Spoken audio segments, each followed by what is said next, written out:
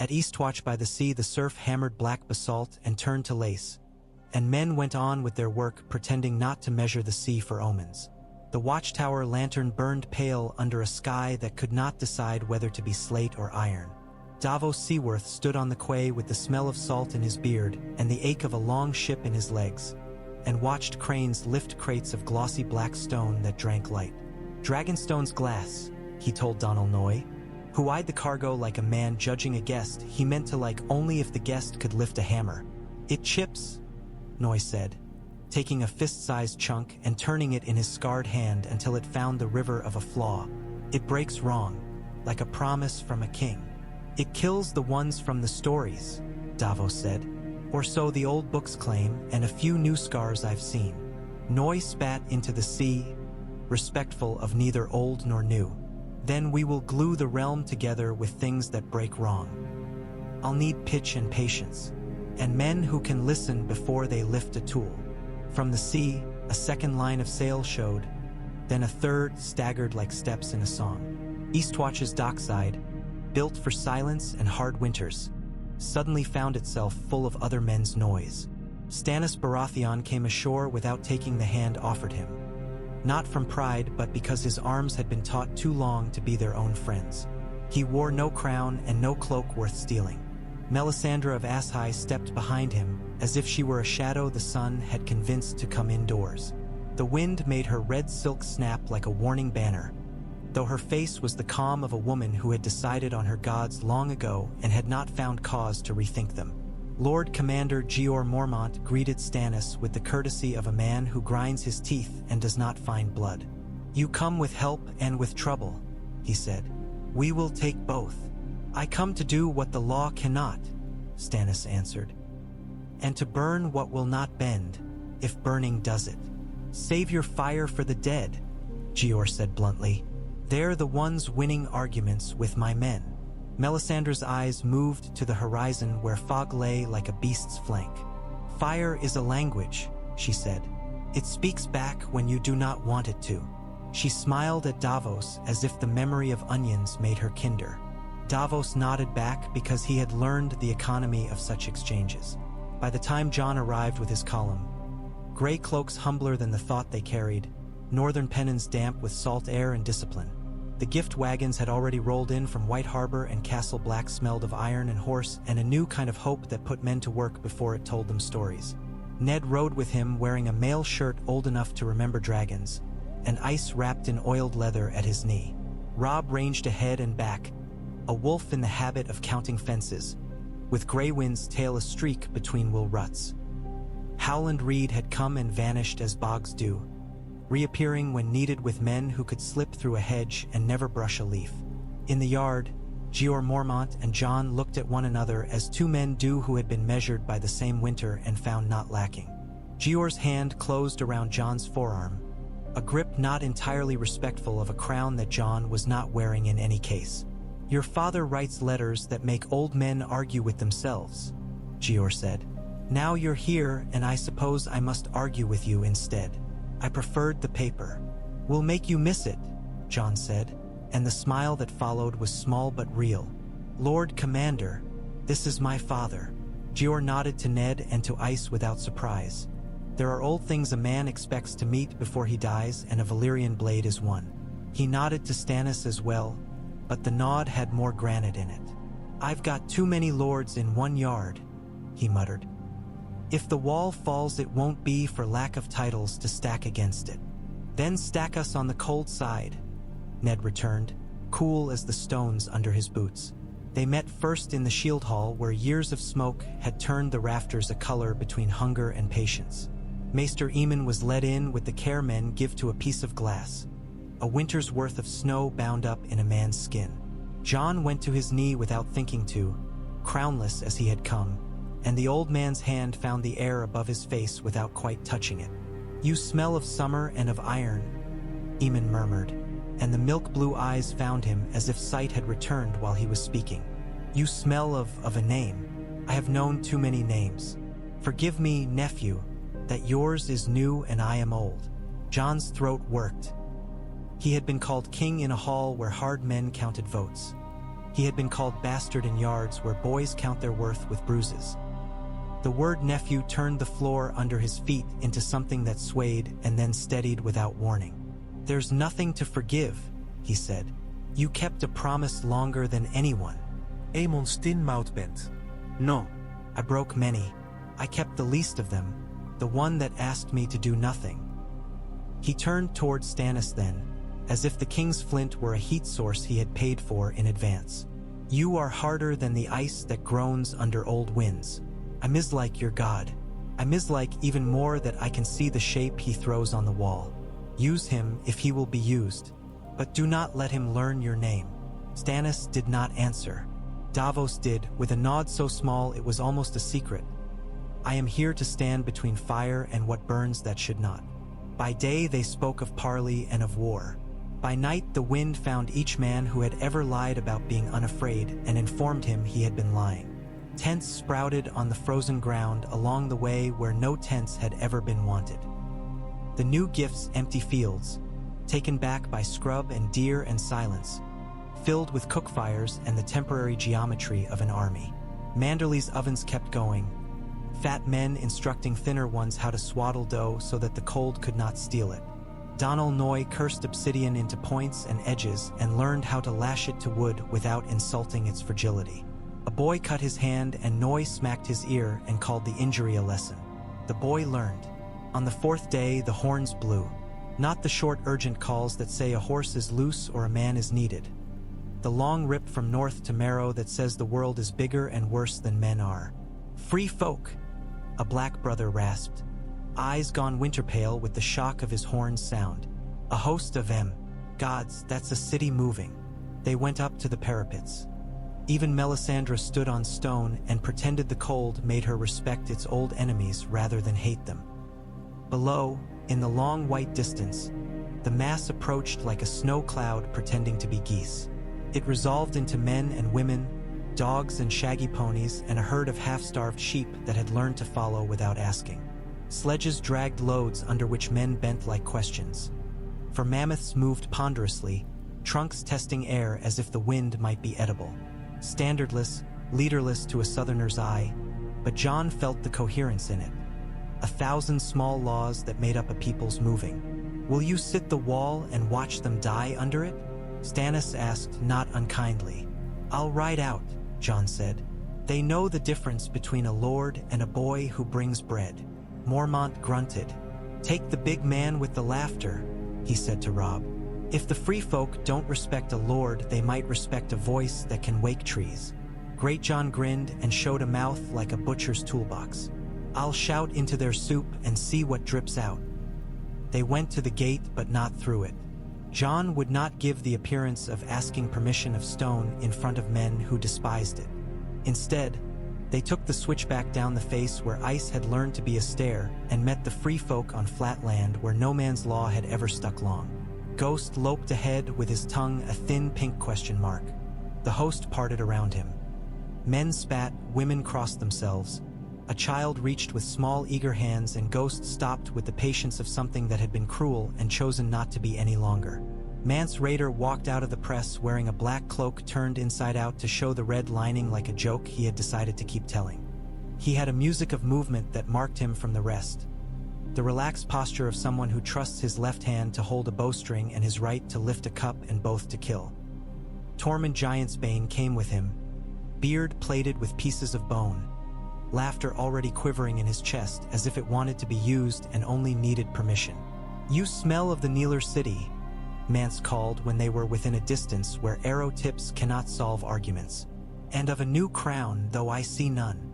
I left it with the men who worry about such things," Jon said as if that were a jest and not a policy. "I brought bread. And terms." Tormund snorted. "Bread's good. Terms break teeth." "Bread breaks if you hold it wrong," Jon said. "Terms are the same." Mance's eyes flicked to Ned, to Robb, to Greatjon, to Stannis and away with careful speed. The sight of Stannis made even bold men's glances cautious. He stood like a winter-gnarled elm, unhappy to find leaves still on its own branches. "The songs say a Stark hid under the Lannisters and came out with a wolf called King," Mance said. "Songs are liars. What do you truly call yourself? Jon, Jon said. Snow if you like. Too many names for one man begin to look like armor. I don't want armor between us. You should, Tormund told him, hearty with menace. It's cold out here. Jon showed his palms. The dead ride, he said simply. You've seen them. We have too. If you try to climb the wall with more than a score at a time, we fill your bellies with arrows and call it pity. If you camp under the wall waiting, the cold will climb in your lungs and call it home. If you turn east, the sea will sit and smile and let you starve because it is ancient and does not care. If you turn west, the mountains will remember how to break people.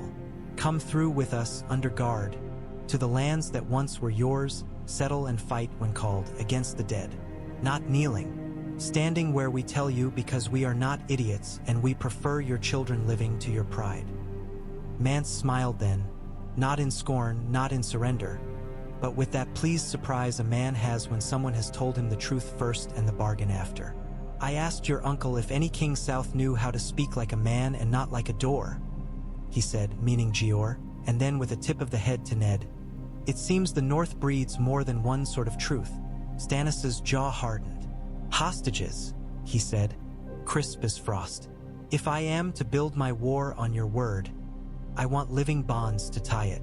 You don't build anything with hostages, Tormund scoffed. You just collect problems. Mance's answer was long in coming because he was counting lives with his eyes and deciding where to make them cold. We'll give sons and brothers, he said at last, grave. Take Dalla's sister for your court if you must measure women like grain, but you'll send her back when Snow calls her, as a lady, not a toy for your men. I, said Robb before Jon could speak, quick warmth to follow Stannis's iron. And we'll put the little ones in houses that don't leak and teach them to lie less than ours. Some will raid, Mance warned, already committing his people to a bargain he hated. They will not understand your fences. Their fathers taught them that taking is better than asking and safer. Howland, Jon said without turning, and the Crannogmen seemed to come up from a cusp of shadow he had been smuggling. We will put them where their feet learn patience, Howland said, mild and dangerous. Bogs for the thieves. Marsh fish taste like penance. Tormund barked laughter that roared without restraint. I like you frogmen. You talk soft and make my hair want to stand up. Terms were hammered out on ice with breath for ink. 1,000 at a time through the gate under guard. Spears stacked at the foot, and each man and woman carries only a knife. Those with bows keep them unstrung until they are through, and then only within the lines marked by Northmen, as if marking Snow were a thing that could be done. Hostages, yes, sons and brothers, and one sister who looked at Stannis the way the sea looks at cliffs. Land in the new gift parceled with hard fairness. Food parceled the same. Mance kept the right to judge his own for crimes done before passing. But any man who raised a hand south of the wall against a farmer's child would answer to northern ropes. They began. The gate's cold mouth ate a people and spat them into new wind. Northern men muttered and kept their hands away from their sword knots by effort and by habit. Free folk came through with looks that wanted to spit on the stones and could not find enough spit, with looks that wanted to weep and chose not to. A woman passed with a baby bundled in fur, its face red as a summer bug. She paused by Jon and touched her brow with 2 fingers, a courtesy learned from nowhere but grief. Ghost sat like a carved thing while children dared him in whispers. When one small boy reached, Ghost lowered his head so that the boy's fear could leave through his palm into white fur. On the 7th day the wind went strange. Came thin and high like glass drawn into wire. Men turned and forgot why. Fires guttered not because of gusts but because light had decided to consider its own situation. Melisandre lifted her face and smiled as if old enemies had sent her a letter at last. The horns blew again, the note long and then broken, long again and then nothing. The dead had no horns. They had silence, and silence came now like a decision. They met the first of them near a stand of leafless trees that held Snow the way old men hold grudges. Tight, not to savor, but because letting go would mean admitting to a younger season. The whites came first, clumsy and many, hands not remembering the dignity of human grip, mouths chewing air as if it might feed them. Behind them, the air got thinner, The White Walkers moved into sight like something a man sees and calls a trick because his teeth do not want the truth in his mouth. "Hold," Jon said. And there is a way to say that word that stops men's feet even when their hearts want to run. He rode forward with Ned to his right and Stannis to his left, Davos back a little, Robb ranging, Great Jon swearing softly under his breath, the prayer of men about to do something both stupid and necessary. Arrows hissed. Obsidian arrowheads found meat that had forgotten it was meat. Whites tumbled and twitched, and a fire squad ran to put flame to wreckage because steel kills slow and fire keeps dead from remembering they were supposed to get back up. The first walker stepped between trees and did not bend even to notice them. It was tall and made of choices not to be warm, and its eyes were the color of something that had never needed a name. It wore a breastplate that had learned the sound of frost. In its hand, the sword was thin as a lie told long enough to sound like law. Ned drew ice. The noise that came out of that sheath made men shiver as if winter had caressed their spines with a finger. Stannis, at Jon's left, had a blade that shone like a performance. Melisandre's smile widened. Davos glanced once and grimaced as if at a bad stew he would eat anyway to be polite. "Ice," Jon said, and Ned did not need instruction. He went forward as slowly as only the dead and the very brave can. The walker moved with the economy of a man who does not tire and has not thought about speed in centuries. It raised its blade. Ned brought ice down as black water falls off a stone. The sound was not metal on metal. It was something closer to a sigh a winter might make when a door is found that fits its frame. The walker's sword shattered. The next stroke shattered the walker, came apart into glitter and then nothing at all, not even the pride of a stain. Behind them Samwell Tarly yelped and fell to a knee in his own panic and his own will to live. A second walker glided toward him as if amusement were something cold people could have. Sam fumbled in his belt and came up with the dagger he had been given under instruction and contempt. He drove it as if it were a last answer. The obsidian found the joint where a creature that pretends not to have bones still must bend. The walker made no grand noise. It simply ceased to exist. Sam's next breath came into a chest that decided to call itself brave for the space of 2 heartbeats. "Good," Davos said, passing him a hand to haul him upright, as if Sam had just remembered to stir a pot and save the dinner. The third walker appeared out of nowhere because the world is more complicated than men like. It went for Jon the way water finds a notch and uses it. Jon met it with plain steel and a bad idea, steel ringing and his wrist numb with the shape of the blow he had misjudged. He slid from the saddle because the ground felt like a better thing to have under him when the next stroke came. Ghost hit the walker high and left, a white snarl of fong and certainty, and the fangs did nothing. Ghost screamed, and the scream was animal and human at once in its rage at the rules. Jon rolled and came up with obsidian on his sword's hilt where a crossguard should be. An ugly club of black shine noi had lashed with hide. He thrust as the walker overcommit to killing his wolf. The black glass drank cold. The walker dissolved with a hatred that did not have time to become a curse. When it was done, the field was a lesson in what fire can and cannot do. Whites burned slowly, grumbling to ash. The air, once thin, thickened again around human lungs that wanted to go on with their day. The free folk watched the men of the south extinguish flames they had set themselves and plainly wondered at the need to be so tidy in the presence of gods. Ned wiped a small, unnecessary smear from ice as if to reconcile himself to a blade that had tasted something that should have been myth. He met Jon's eye. There was pride there and apology and fear, the trifecta that makes fathers look older in an hour than they did the day before. "We'll need more than swords and courage," he said. "We'll need people who listen," Jon answered. "And walls that move. They move the wall insofar as a wall may be moved by the men who man it. Stretched patrols east and west, set outposts where ice never wanted company, made a chain of fires that should not break. They sent small hunt groups north of the bridge to find signs, not to make heroes. They gave Sam Tarly an unpleasant job and a necessary one. Catalog the obsidian. Count heads. Count arrows. Count men who could be trusted not to panic when the wind sang. He did it as if fear were a clerk and he the head of the office. On the second week, Melisandre walked into the old well of the night fort at dusk as if down a throat. Jon had followed not by trust but by need. If a priestess wished to speak to ancient stones, he would hear what the stones said back. The darkness down there was thick enough to be carved. The air had the taste of old milk. Melisandre's torch made a little orange empire that fought the dark and lost with grace. She stopped at a mouth in the wall that a child would have called a door. Not carved exactly, worn into a shape that remembered hands. "It is awake," she said, almost girlish with delight. "A gate that is a face and a face that is a gate. Say the words, King." Jon frowned. "What words?" "The ones you learned before you learned speech," she said, amused. "Tell it what you are." He looked into the black. It looked back. He remembered the godswood at Winterfell, how the carved heart tree's red eyes had never made him feel judged, only seen. He said the simplest truth he had. "I am the son of Lyanna Stark." The stone sighed as if something under it had decided to be generous.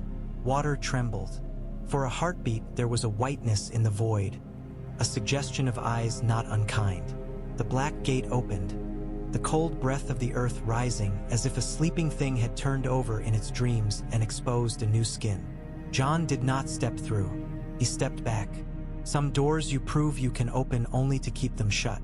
Sometimes you learn a name so you will not speak it, Melisandre said softly, and for once Jon thought she sounded more woman than fire. When word of the encounter filtered, carefully, slowly, through the men, it did something to them that no victory had. They began to look at the wall not as a thing that lay between them and weather but as a living bone in a creature so old their grandfathers had not had language to call it by. They drilled more seriously. They grumbled better. They stopped screwing under blankets without asking names and began to ask for names because names are what you sharpen when you know winter has proper blades. In King's Landing, Sansa found herself trusted with tasks that required a throat, a knife of a different kind.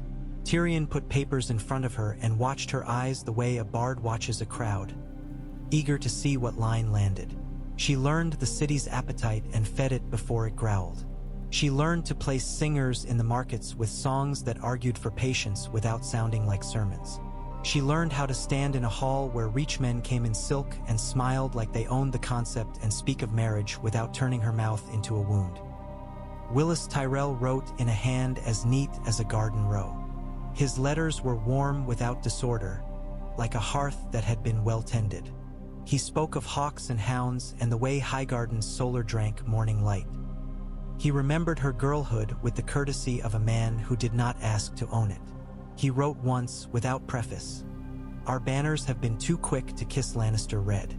We prefer wheat's color and the sound of water.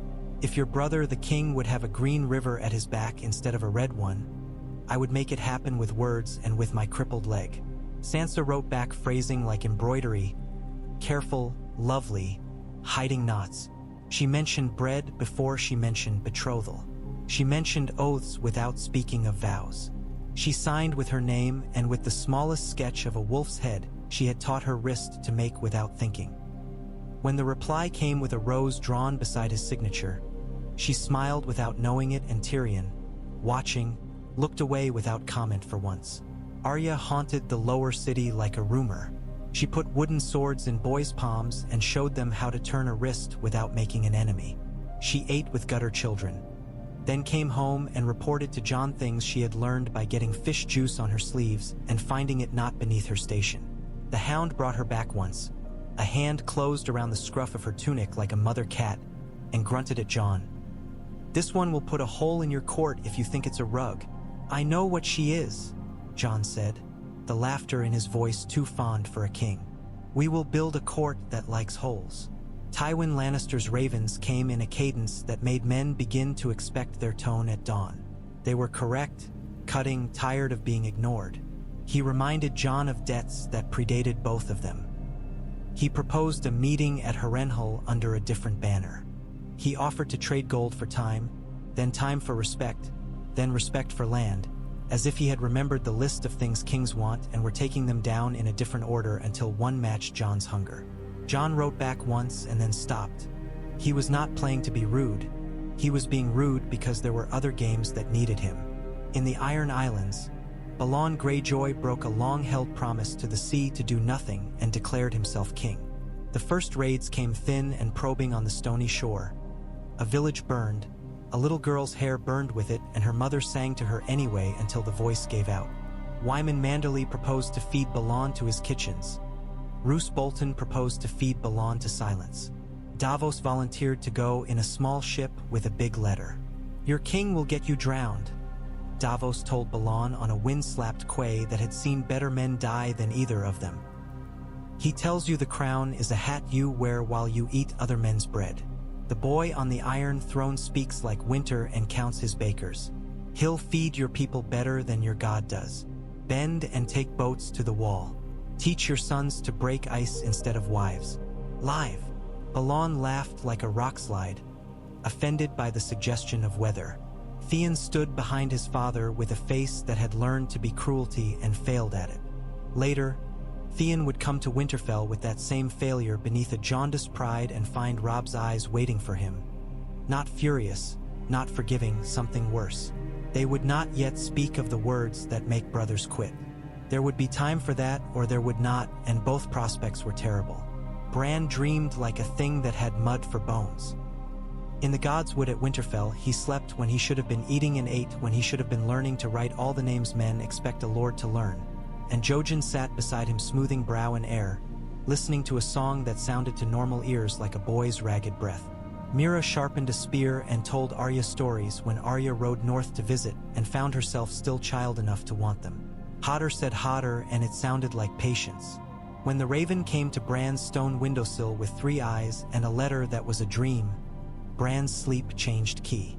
He told no one for 2 days and then told everyone because children do not understand the advantage of secrets.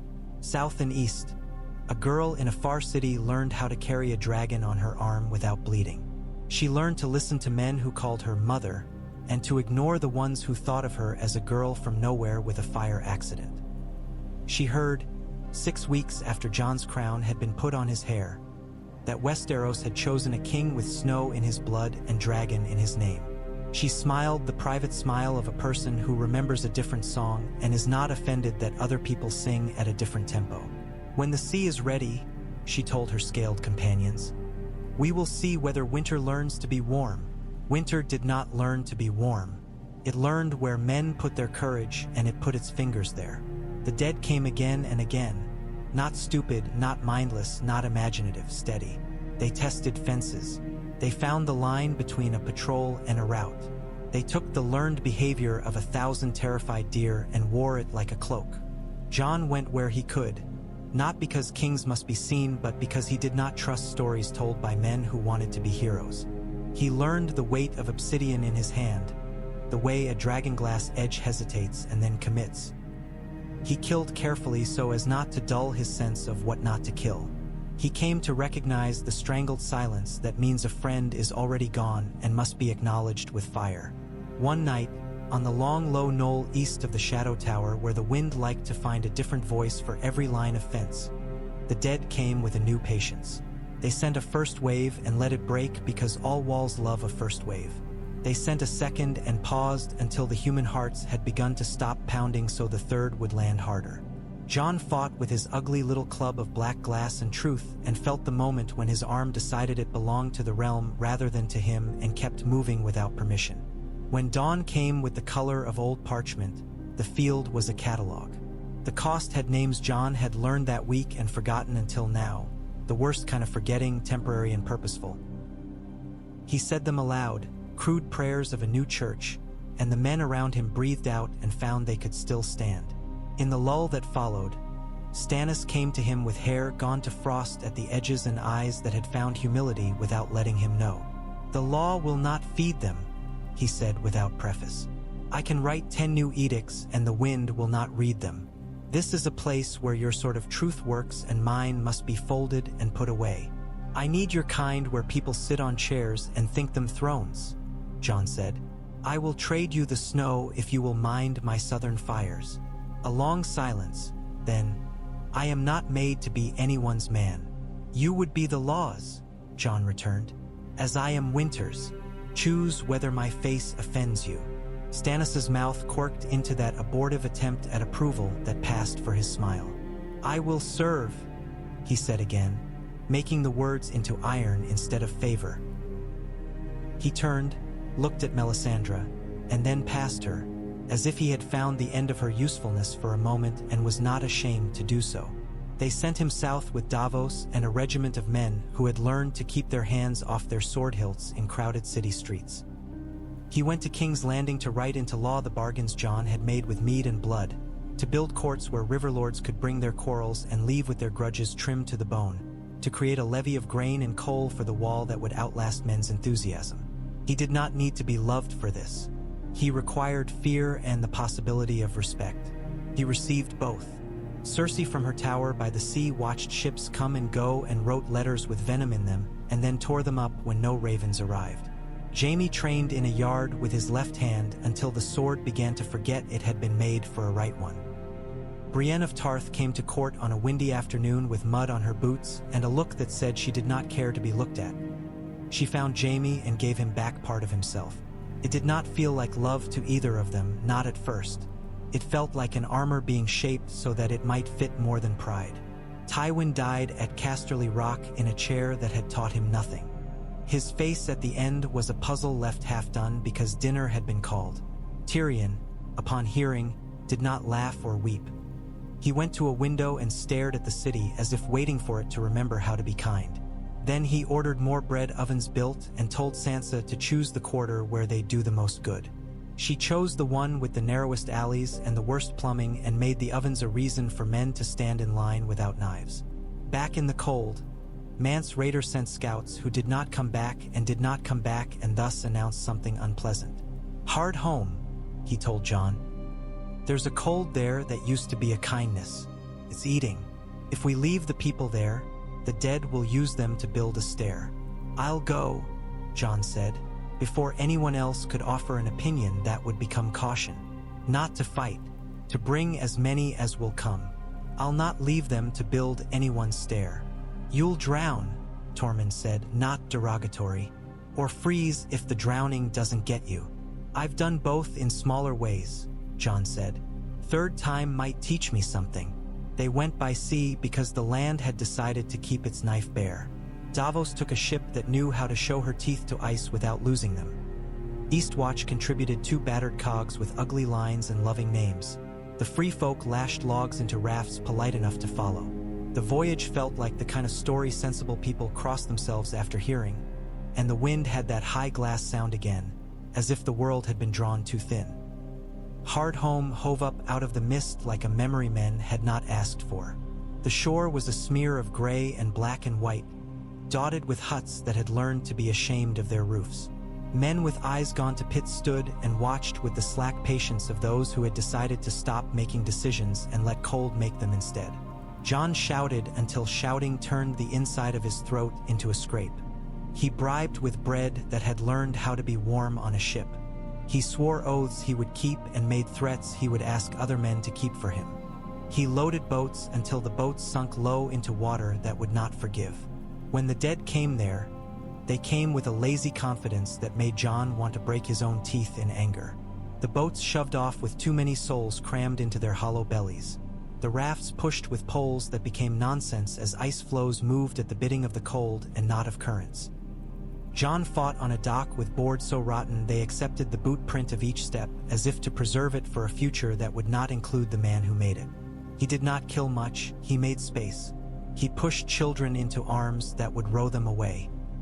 He watched a woman with a jagged scar take 2 toddlers and say, "I," to the order to flee, and he believed her until he saw her put the children into a boat and turn back same as him. A walker came along the ridge above the beach and looked down as if at a play presented for its pleasure. Jon felt the quiet that falls when courage has spent itself and then decides it has one more coin. He lifted the ugly club. He failed to be brave for a heartbeat and then was brave enough. He did not reach the ridge before the creature turned away. It was not contempt. It was planning. Jon hated them for that more than for the killing. They brought 200 souls back from a town that had been a town. It should have been 700. Numbers lived in Jon's head afterward like bits of obsidian under skin. He lay on a pallet in a cabin while Davos brewed something that smelled like forgiveness and called it tea, and he shook from the cold and from the anger, perhaps in equal parts. "You cannot save them all," Davos said, basic and kind. "I can save more than this," Jon answered, not with any conviction that he could, but out of the need to be the sort of man who would say it and then act as if it might be true long enough to make some of it true. When they reached Eastwatch again, there were banners on the quay that should not have been there, green and gold with summer sewn into them. Willis Tyrell had come himself, leg bound and face open, with ships full of grain and men full of questions. Sansa had written well. He came up the gangplank with a cane and a smile that made fishermen believe in civility for the space of an afternoon. "Your Grace," he said to Jon with a bow that accepted the reality of crowns without becoming silly. "Lady Sansa tells me you require bread. My ovens tell me they require purpose. We have seed for next year and flour for this one." Behind him, Loras Tyrell looked like a rose forced to winter in a yard he had not chosen. He saw Arya and frowned and then smiled and then grimaced at his own confusion. He saw Brienne and gave her the honest respect due any person whose shoulders bear their own steel. "You and the North are not friends," Jon told Willis privately later, with Tyrion watching as if he were measuring threads for a tapestry. "You need not become them now. It is enough to be decent." Willis's mouth went sideways. "My grandmother says decency is a poor flag to march under," he admitted. "But she also taught me to see where banners will blow in 5 years, and yours looks likely to still be there, though perhaps with holes." "Good," Tyrion murmured. "We're in the business of holes." In winter's 3rd month, a raven came black with grease and bearing a letter dark with unease. Euron Greyjoy had returned from wherever the sea keeps its madmen, had thrown his brother from a bridge, and had begun to build longships as if wood had become a new currency. He sent messages across the world, cigars of tar and promise, and began to dream out loud of dragons. Jon read it with a tiredness that turned the edges of paper soft. "Another fire," he said. "We will learn to contain more than one. Or teach them to put each other out," Tyrion suggested, already thinking the ugly thoughts that keep other men alive. They built a city that winter out of tents and half-truths and lists. They built it on both sides of a wall that had been a wall and had learned to be a story. Stannis wrote laws in a hand no one could mistake for anyone else's. Ned sat in judgment in King's Landing and taught a generation of lesser lords that sorrow can be fair. Sansa made bread into diplomacy. Arya made knives into warnings. Robb patrolled and learned to be quiet when quiet was useful and loud when loud saved lives. Manderly's cooks sang as they needed. Howland Reed took a few hundred free folk into moss and water and made them into something that could stab a man through the ankle and end a war without anyone noticing why the giant had fallen. In the spring that was not a spring, when the sunlight had the memory of warmth but not the courage, Jon went north of the wall one last time before the thaw. He went with Mira and Jojen because Jojen's eyes were wrong and therefore right, and because Mira's spear had an honesty dragonglass envied. They stood in a grove where no tree had leaves, and yet the air felt green because something underneath had not given up its color. Jojen spoke a sentence that needed to be said. "You will be where winter ends," he told Jon, gaze gone far and yet precisely here. "Not because you want to be there, because you stood where you were told and the world moved under you. Prophecies are for men who want to forgive themselves in advance." Jon told him, but his voice was gentle. Mira handed Jon a spear she and Noi had made together, good ash bound with hide, the obsidian point blacker than a bad night. "If you must throw it," she said, "throw as if you wanted to come back. That way, if it doesn't, you won't waste the anger." They found no enemy there, only a quiet that refused to be peace. Jon touched a heart tree's bark with his palm and felt the slight pulse of sap under old frozen skin. He thought of Lyanna as he had never known her, laughing at brothers, screaming in a tower, telling the truth to a dying promise and not letting it escape. He thought of Rhaegar as he would never know him, a man whose choices had been songs he should not have trusted. He thought of Ned as he always knew him, deciding to bend only at the places where bending made a bridge. When he returned to Castle Black, A girl with hair like winter hay ran into his knee and bounced, giggled, called him Your Grace without mockery, and asked if the wolf would let her pull his tail. Jon said, with all a king's authority and a boy's longing, no. He slept that night on a pallet made of straw and stubbornness, and dreamed not of crowns or of swords but of bread rising in an oven. In the morning, he woke to the old cold and to a letter from King's Landing written in his father's hand. Your name has been written into law by the quill of a man you do not love and the will of men who are beginning to. Remember to eat. Remember to listen. Remember to let other people be clever on your behalf. He smiled at that and then did not, because the day would require other faces. He buckled on his mail and went out into air that bit because it liked him and was teaching him a lesson. He kept up at the wall and thought of doors and of faces. He looked down at Ghost, who panted and sneezed and shook snow from his whiskers as if the world were not too much but just enough. Come, Jon said, and winter, which had waited all its life for someone to use the right verb, came.